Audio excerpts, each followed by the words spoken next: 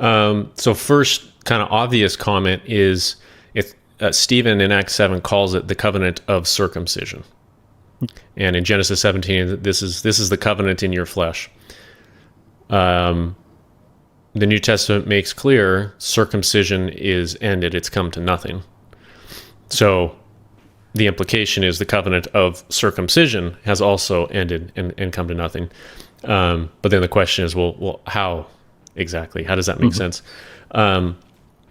Looking at the covenant of circumcision, we can simplify it as promising essentially or basically two things. And you can look throughout history and many different traditions have summarized it in the same way. You can see Lutherans saying the same thing, and they're piggybacking off of Augustine, who said the same thing.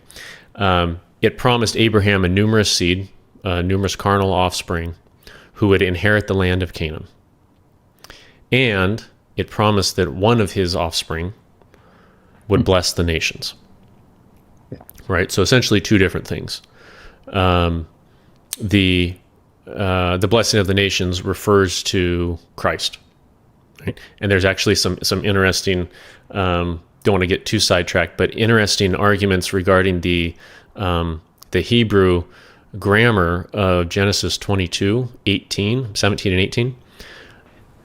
It refers to multiple offspring, and then it shifts and it refers to a single offspring when it talks about blessing the nations. Okay, interesting. And so you can actually see that if you have like an ESV or Reformation Study Bible, it's got that in the footnotes talking about that. And there's actually in different translations, some of them translate it singular, some of them translate it plural. I would argue that's what Paul is talking about in Galatians 3:16. Yeah, he says, that's right. And it says decede, singular.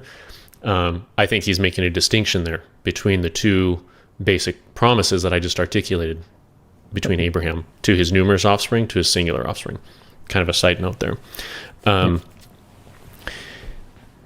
Now, if you read through the covenant of circumcision, much of it can sound unconditional, right? I'm going to give you this land forever, period. Yeah. But as you read a little bit more, it unpacks that. You get to 17.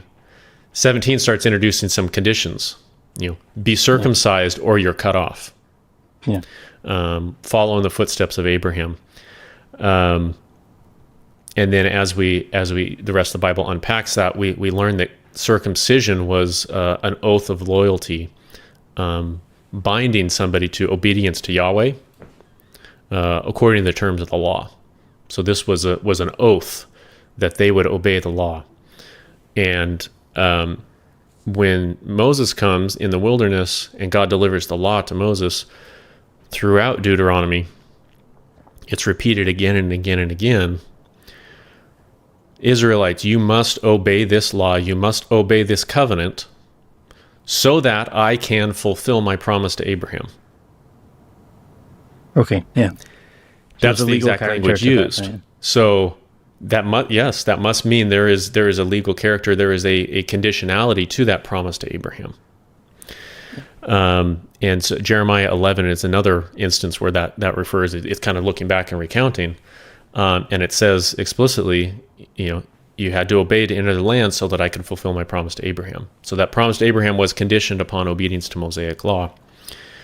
But there's an interesting dynamic and relationship there where the covenant of circumcision, it did guarantee that it would happen. But it was conditional. So it didn't guarantee that any particular generation would inherit those promises. It guaranteed that some of them would. Okay. And so the first generation disobeys the old covenant and they're destroyed in the wilderness, but God spares their children. Why? Because Moses intercedes and he says, God, you haven't fulfilled your promise to Abraham. And so the promise made to Abraham kind of acts as this buffer where the old covenant curses are not fully poured out. They're withheld until this promise to Abraham is fulfilled. And so we see that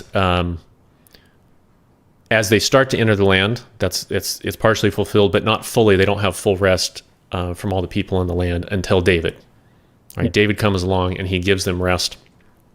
They're at peace. They build the temple. that part, and it says explicitly there in 1 Kings 4 and 8, Solomon's dedication of the temple, it says that he made them as numerous as the stars of heaven and the seas of the sand shore, exactly what he promised Abraham. And he gave them rest, and he recounts the boundaries. It's the boundaries that God gave Abraham. He has fulfilled that promise. Yeah. And what happens there is God makes a covenant with David and says, now you can stay in the land so long as your sons obey my law. Solomon didn't obey God's law. And what happened was the kingdom was torn in two. Right. And eventually, that the 10 northern tribes, they're gone. They're done away with. They're wiped out because they bore the curse of the old covenant. Because that promise to Abraham concerning them had been fulfilled, there is nothing left to hold it back. Interesting, when Deuteronomy and other places talk about this, it talks about there will be no one there to chase away the birds. I see that as an allusion to Genesis 15. Abraham lays out these animals, and God walks through them, but Abram chases the birds away. Yeah, that's right. And so I see that as allusion here, is saying, at this point, when your sin reaches this level, I fulfilled my promises. There's going to be nobody left to chase away the birds, and you will bear the wrath of the old covenant. So that's what happened to the 10 northern tribes. The old covenant was done. The covenant of circumcision was done for them. The question is, why didn't that happen to Judah?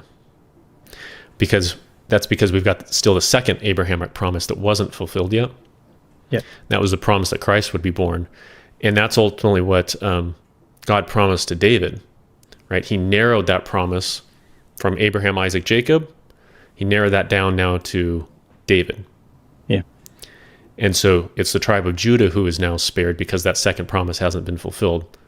The other 10 tribes aren't spared because that second promise isn't going to be fulfilled through them. And then what do we see once Christ is born? That second Abrahamic promise has been fulfilled. What happens to Judah and Jerusalem? Yeah, they're destroyed completely. They're destroyed. The wrath is poured out. Now they bear the curse of the old covenant. And so that has come to an end. The 2 Abrahamic promises have been fulfilled.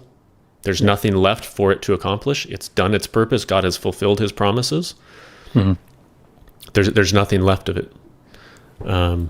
It was a promise that Christ would come and establish the new covenant to bless the nations, and that's what happened. So that's why nobody today, it's no longer in effect because the promises have been fulfilled. Does that that's good. make sense? Does that kind of answer your question? Yeah, that can answer a lot of those. That's